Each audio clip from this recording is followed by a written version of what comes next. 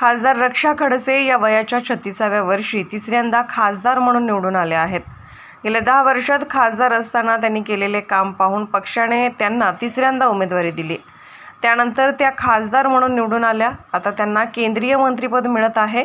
त्यामुळे आम्हा सर्व कुटुंबाला अतिशय आनंद झाला आहे. मंत्रिपद मिळाल्यानंतर ते जिल्ह्यातील अनेक समस्या मंत्रिमंडळात मांडतील अशी प्रतिक्रिया माजी मंत्री आमदार एकनाथ खडसे यांनी जळगाव विमानतळ येथे दिली. मंत्रिपद मिळतं आहे, काय आनंद वाटतो आपल्याला?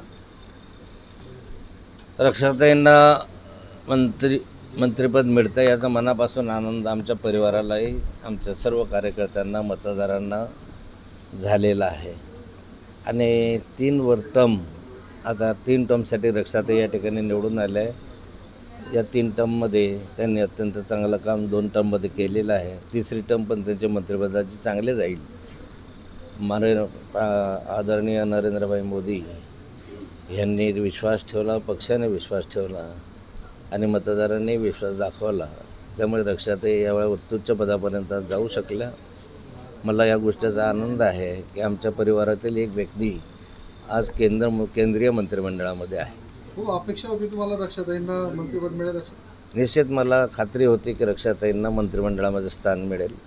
राज्यमंत्री का मंत्री हा विषय नव्हता, परंतु मंत्रिमंडळात स्थान मिळेल अशी परिस्थिती होती. आणि तिसऱ्यांदा निवडून येत असताना रक्षाताईंनी केलेल्या कामाचं मूल्यमापन होईल पक्षाकडनं आणि मोदी साहेबांकडनं अशी माझी अपेक्षा होती. ती अपेक्षा पूर्ण झालेली दिसते. एक महिला खासदार याचा पण फायदा झालेला दिसतोय मंत्रिपद मिळण्यामध्ये. निश्चित रक्षाताई एक महिला खासदार आहे, OBC आहे आणि आपल्या या उत्तर महाराष्ट्रामध्ये निवडून आलेल्या त्या पहिल्या OBC महिला खासदार आहेत. नाही, युवकही आहे. रक्षाताई ह्या 36व्या वर्षी तिसऱ्यांदा निवडून आल्या आणि 36व्या वर्षी तिसऱ्यांदा निवडून मंत्रिमंडळामध्ये त्यांनी स्थान मिळवलं.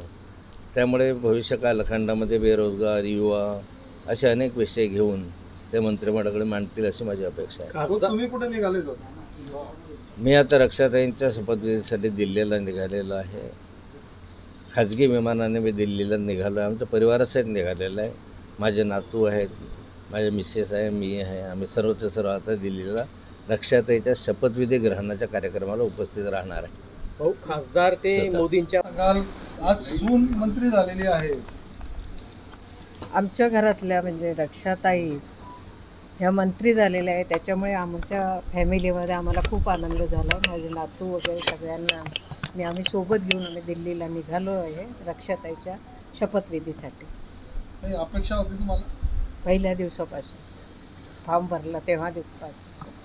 विजयाची अपेक्षा होती का मंत्रिपदाची? विजयाची पण होती आणि मंत्रिपदाची पण होती. आता काय भावना आहे तुमच्या या क्षणाला की एक सून आणि सासू हे नातं आपण इतर ठिकाणी बघतो, मात्र आज तुम्ही सुनेच्या शपथविधी पहिल्यापासूनच आम्ही सुनेचं म्हणून कधीच आमची मुलगी आहे, 3री मुलगी म्हणून आम्ही घरामध्ये वावरत आहोत.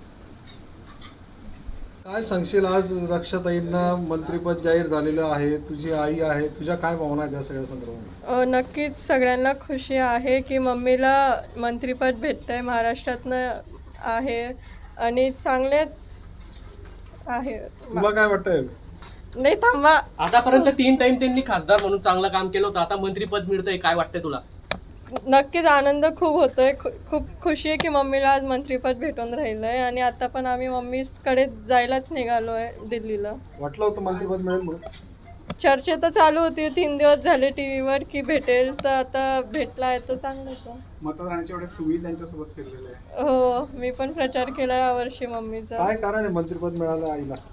काम आहेच, 10 वर्ष झालं, लोकांना दिसतंच आहे काय काम केलं आहे आणि मोदी सरकार परत आलंच आहे तिसऱ्यांदा आता तर आहेच.